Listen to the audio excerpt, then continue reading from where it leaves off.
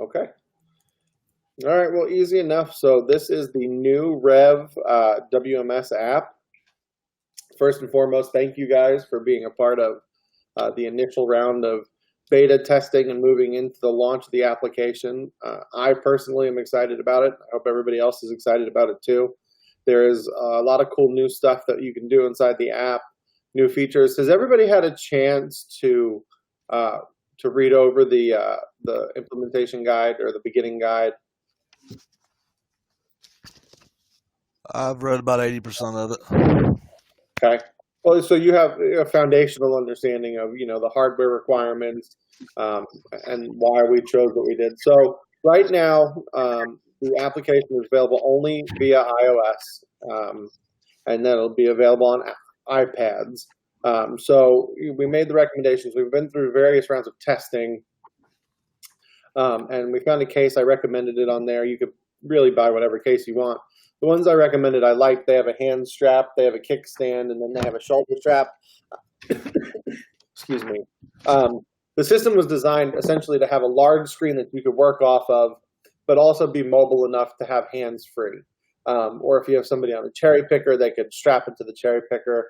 Or anybody who's walking up a ladder, they could drop that device, have one of those handheld scanners, get right on up and pull the product. I know, Chuck, in your warehouse, I've been there.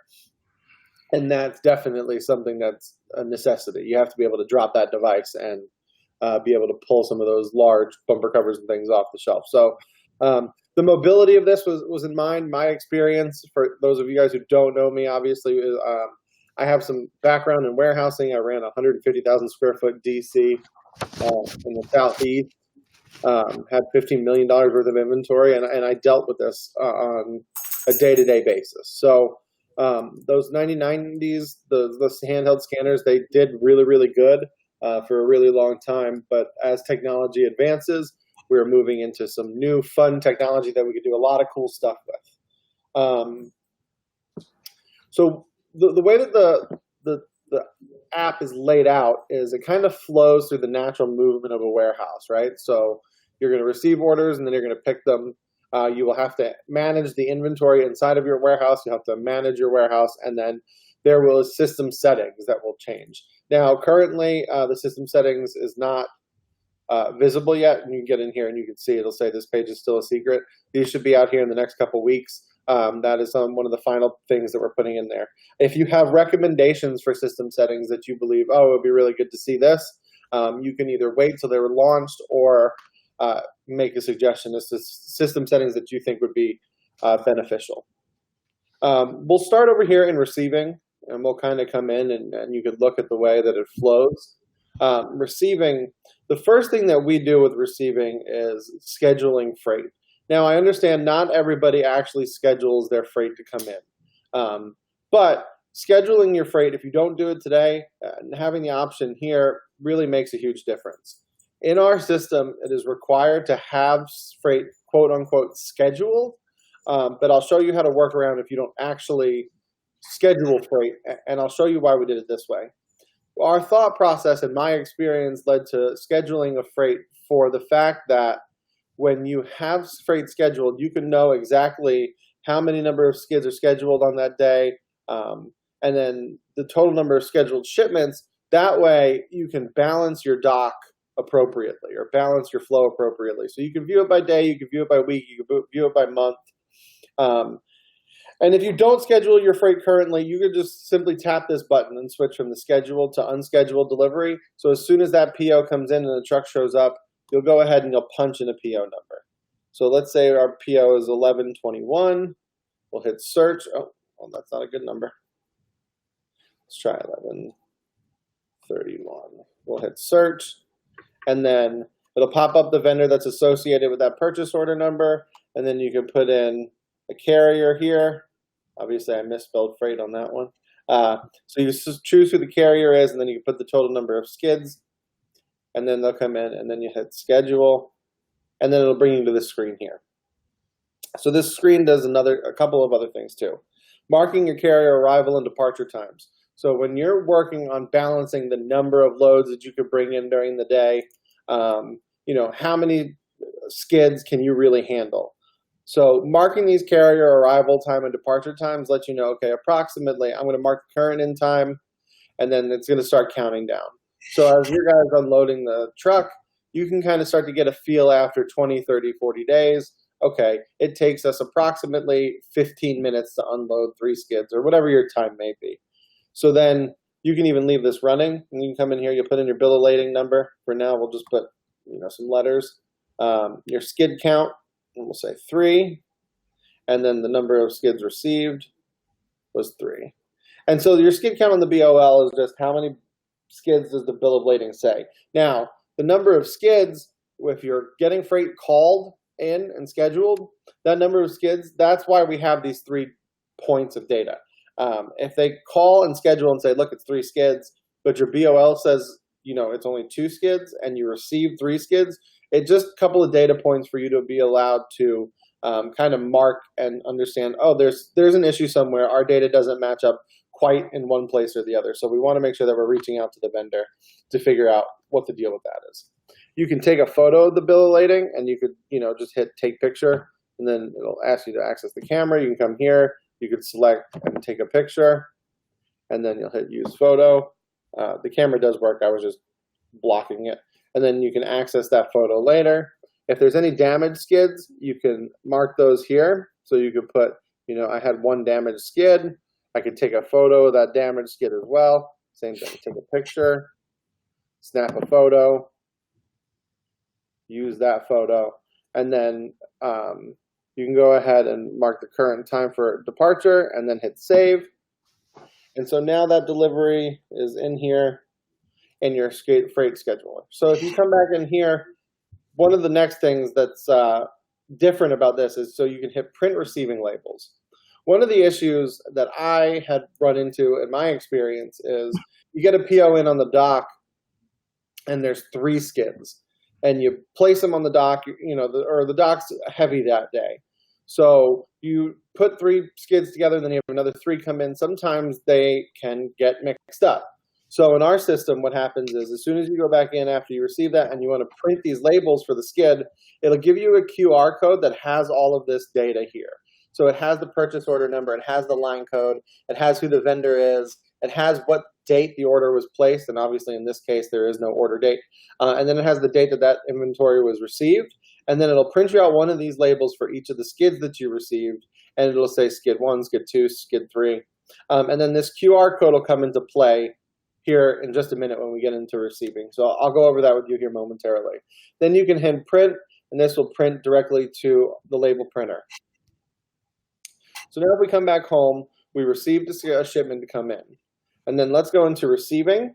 And I think for today's purposes, trying to keep this webinar to a relatively acceptable time frame, we're going to go over receiving. We'll touch some of the other stuff at a high level, and then we'll come back later. I'm not going to get into the in-depth part of the scanning and stuff today. I'd like to hold another webinar, if that's okay with everybody else, a little later in the week. I just want to kind of give you guys this introduction. I do feel like I probably went a little in-depth on that last module. So, but let's just touch on receiving. We scheduled our freight. Now we're going to go to check in that inventory. Now this is where this is cool. We had those PO labels that we just printed. So now what you could do is hit scan label. And if you tap this camera icon here, you hit OK, it'll actually allow you to scan that QR code.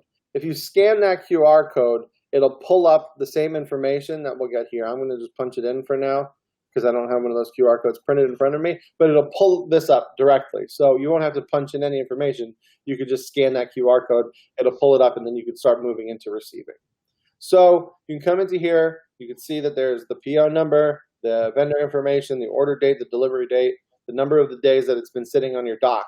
So this is another warehouse management tool. I know if the inventory has been sitting on the dock for 3 days, 4 days, it's been there too long. Or at least in my situation, it's too long. So this number here will be inside of the system settings that you can change that number, but you could say, okay, how many days is the acceptable days on dock? And then if your number is 2, after 2 days, that'll turn to red. On day 2, it'll turn to yellow. And then you could change that number, as I mentioned, in the system settings. So we'll come in here, and then it'll bring you to this screen here. and it'll say choose receiving location. We'll go over receiving locations next time, but essentially it's a tote, it's a pallet, it's a staging area, whatever you decide you want to do for your inventory inside of your warehouse. It's very flexible. You can set it up any way you want. Now, the whole system is based off of zones, aisles, shelves, and bins. Now, if you don't want different zones in your warehouse, if you don't want different areas, you can always just create one zone in your warehouse, and it's scalable, whether you want to go from one zone, the entire warehouse is one thing, all the way up to 15 or 20 zones or 30 zones, whatever it may be.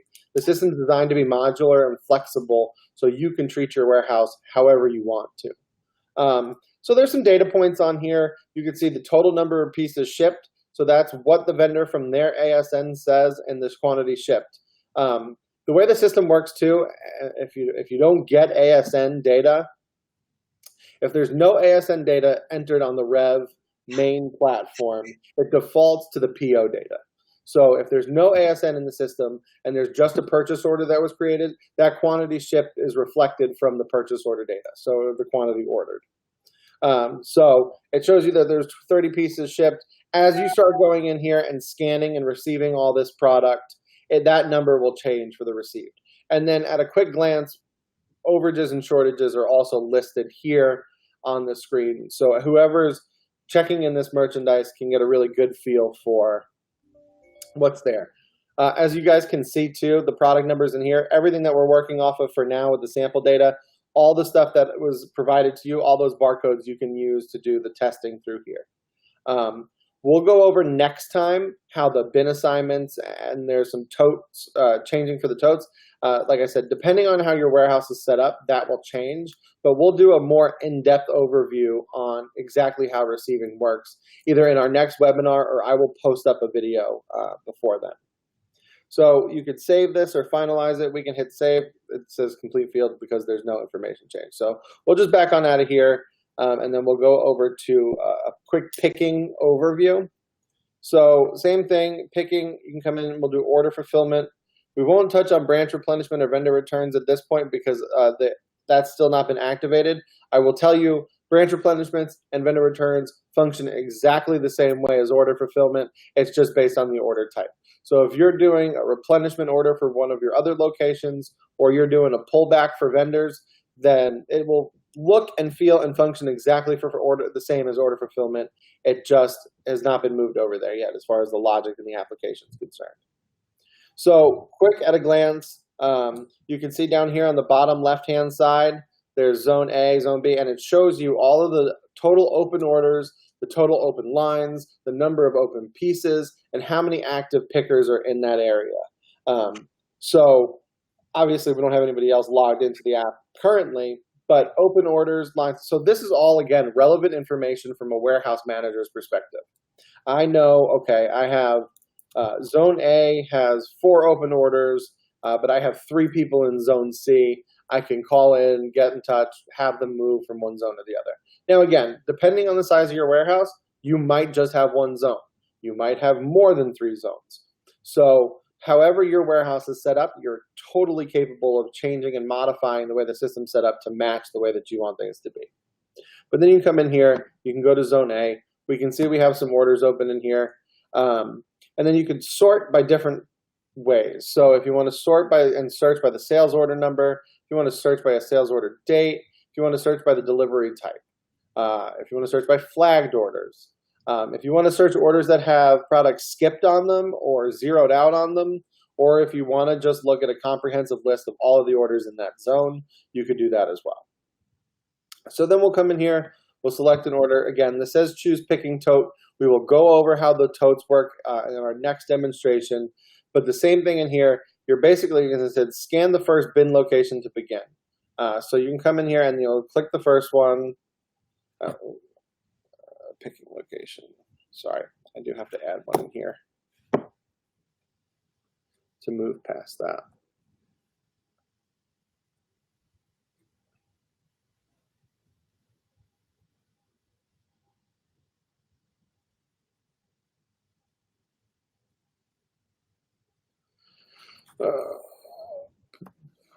Sorry guys, I don't actually have my scanner set up on my iPad because I was doing some other testing earlier. So I'm just manually punching these in real fast.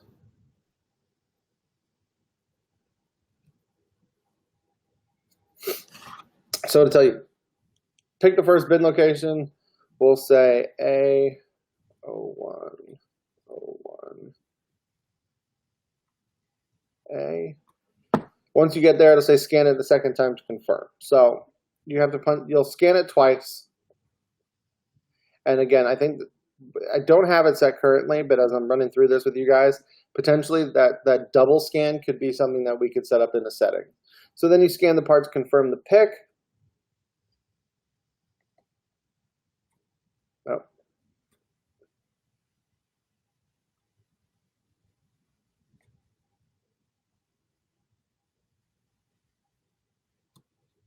And then it'll say part confirmed.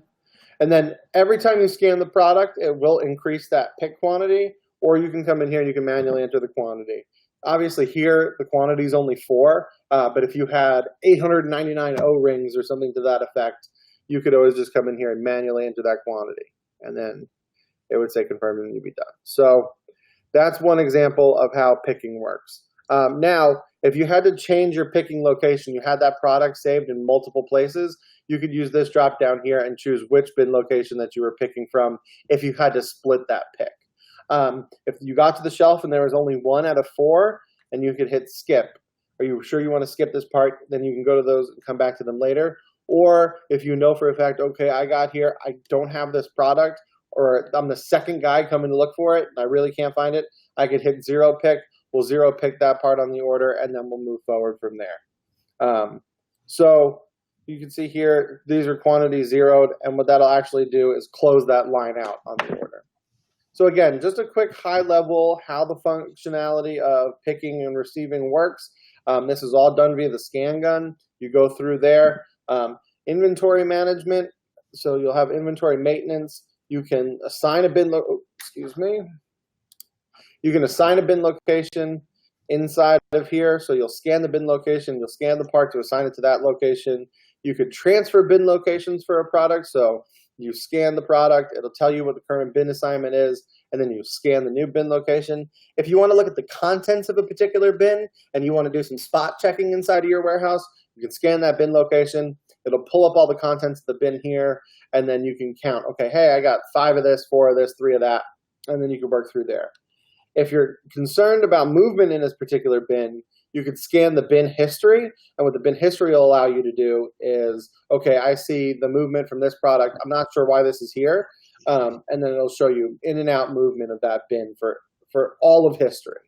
Then you can do some things here, and product maintenance. So you can punch in a part number, and it'll tell you the vendor information, the line code information. It'll tell you if you want to make an adjustment. So if you're going to make an adjustment on inventory, you'll do it here. So you can select which bin location that product's assigned to. You could change the quantity, and then it'll ask you for a code for like why you're making that adjustment.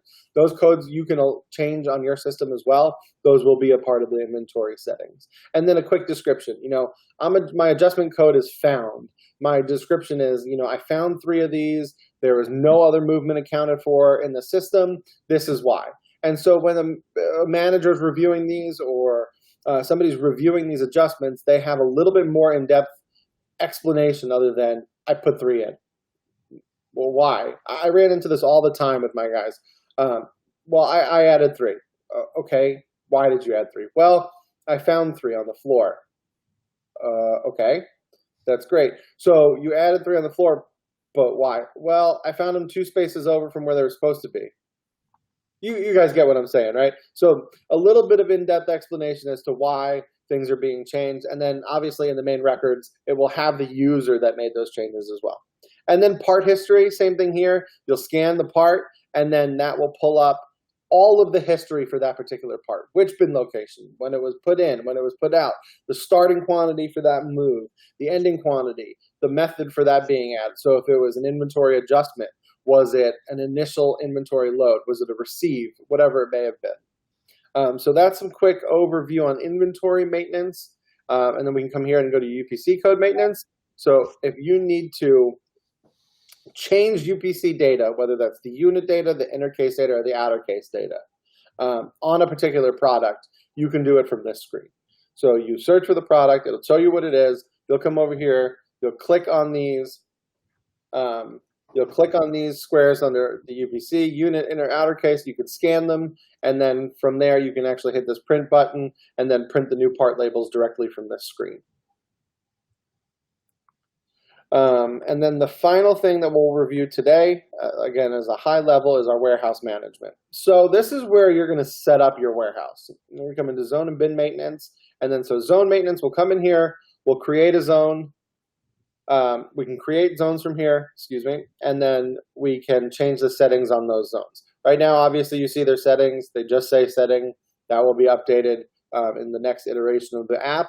But those will be, what type of zones you want. So is it a picking zone? Is it a receiving zone? Is it a return zone? And then there'll be various settings for each of those zones. Or you can come through and you can delete that zone or return it to default. So we'll come out of here, and then we can go to bin maintenance. So bin maintenance is how you're going to set up all of the bins in those zones. So for example, zone A has 3 aisles, no sections, no shelves, no bins. So we could change that. So we can add, okay, we're going to have 5 aisles in zone A. There's going to be 3 sections per aisle. There is 5 shelves per each section. And then we're going to leave it at that. We're not going to have any bins. You can get macular on that. You can get into those bins. So different spaces on each shelf, you can consider a bin. But for today's demonstration, we'll leave it here, and then we'll come through. This saves automatically. We can back out of there. And so now we have zones and we have bins. Then this is the next thing, label printing application. So we'll come in here, and if you want to print either part labels or bin location labels, you could do it from here. So let's start with a part label. You could type in any part. We'll use our example part that we've been using. And then you hit search. It'll pull up the line code. It'll tell you, okay, so this is the part label. It'll give you the line code. It'll give you the part number. It'll tell you whether it's a unit barcode, an inner case barcode, an outer case barcode. And as you can see here, when we select inner case, this one didn't have an inner case barcode assigned to it, so it removes it from the label. So unit barcode, it'll give you the exact number, the data, that's information that's printed underneath the barcode, and it'll give you the barcode. You can hit print, and again, it'll go directly to our label printer. And, part label, so that's a single label. Now, if you want to do a range of parts, I'm checking in Wix filters, and I want to print a range. I got a case that came in of 15 different part numbers, and they're sequential, so I can come in here and hit multiple labels. So what multiple labels will do is we'll type in PRZ 1, 2, 3, and then we want to go to PRZ. Oops. So what that'll do is allow us to print that entire range of labels. And then we can change the quantity up, we can change it down. And just note that on the multiple labels, when you're changing the quantity, it will print that range that number of times. So if you want to print 3 or 4 or 5 sets of whatever those may be. And then it works the same way in zone and, wrong button. It works the same way in bin location labels. So you can choose which zone, you could choose the aisle, you could choose the section and the shelf, and that'll print out your bin label. If you want to print the entire section, you just, come back here, and then you just select the section, and then it will print that whole section. So that's label printing there, and then you can do the same thing there. When you select, and I should have stayed, sorry. When you select multiple labels here, what you do is you'll choose your starting location, you'll hit A01, section 01, and then you come over here and you'll go to ending section and you'll hit A05, 03, and then what that's going to do is that's going to print that entire range of labels.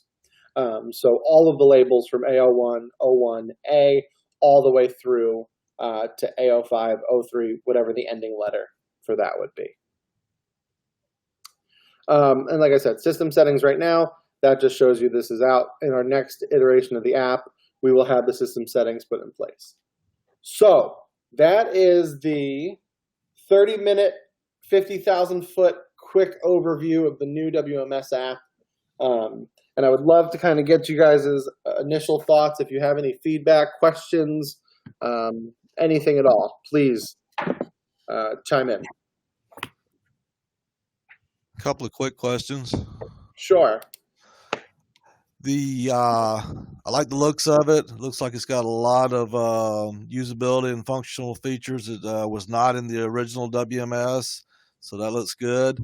Will the two be able to operate simultaneously? We'll be able to use the new WMS while still using the old one, or is it a complete changeover?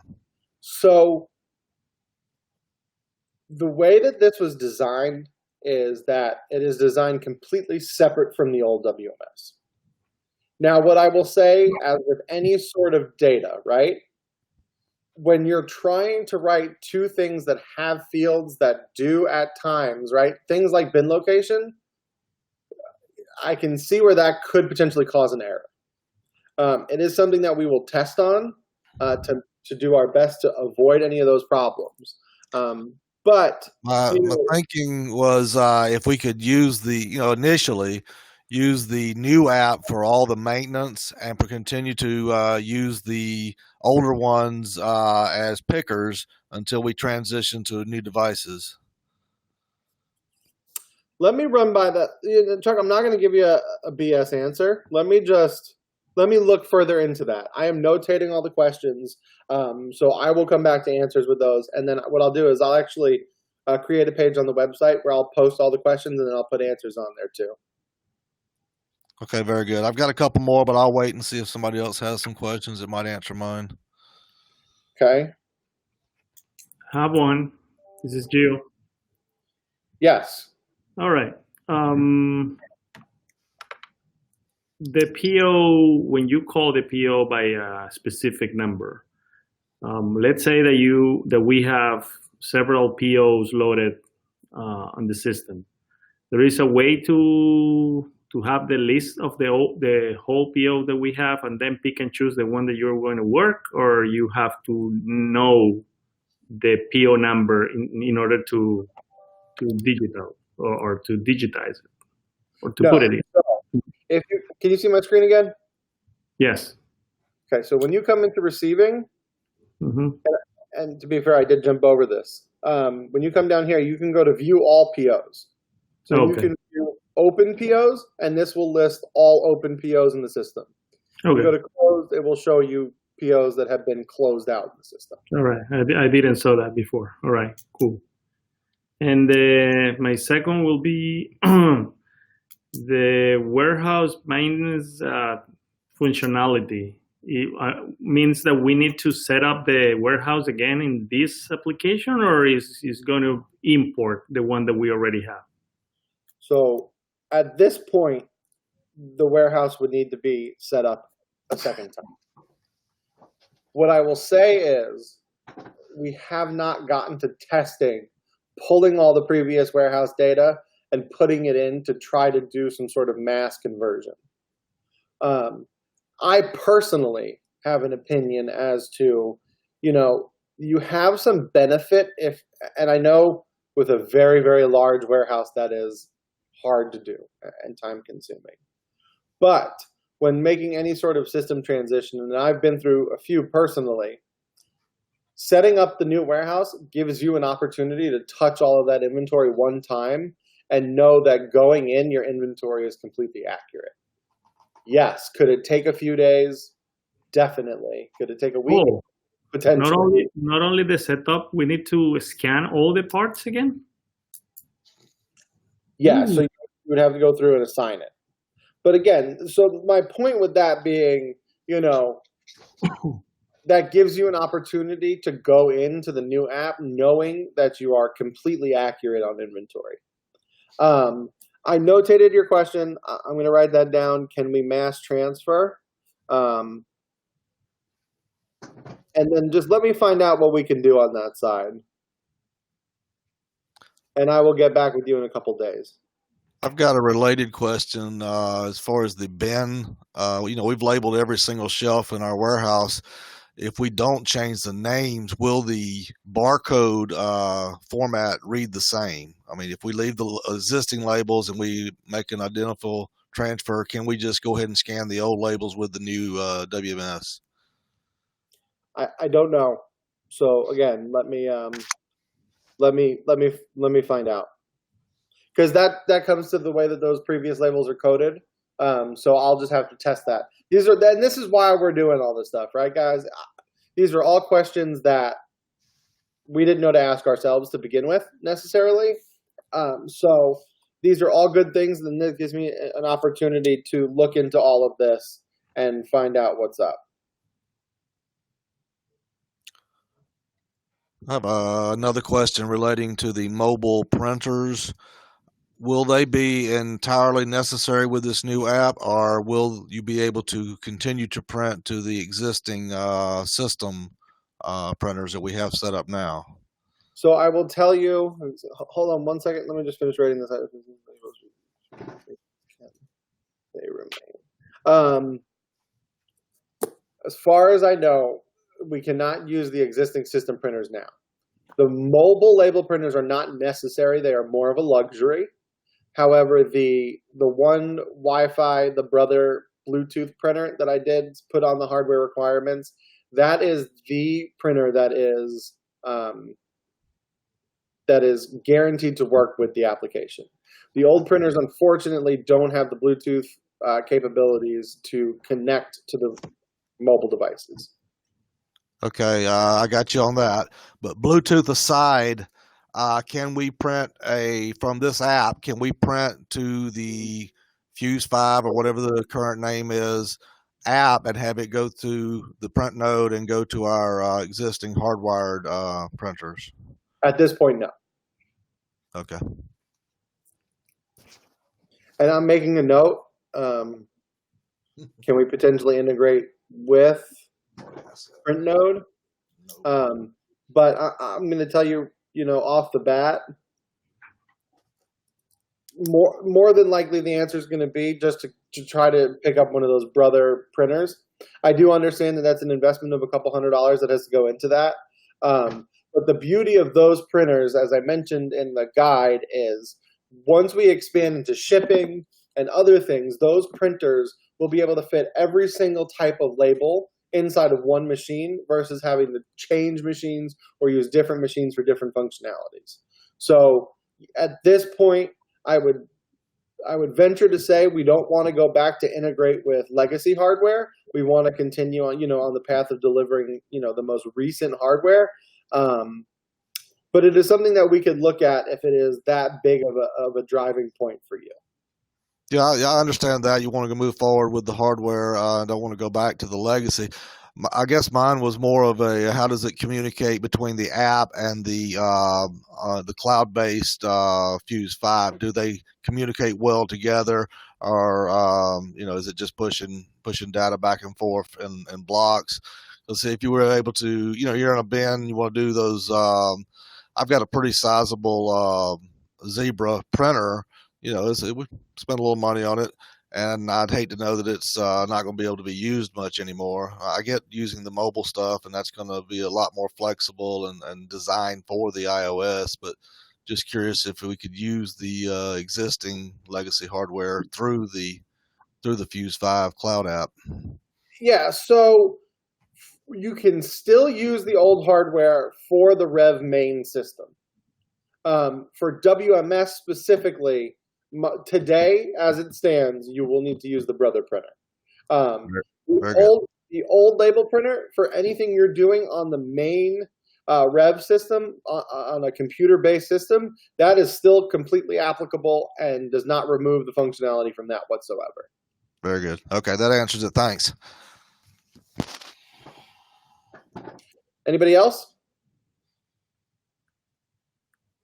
Danny, I know you're still not connected, so if you do have a question,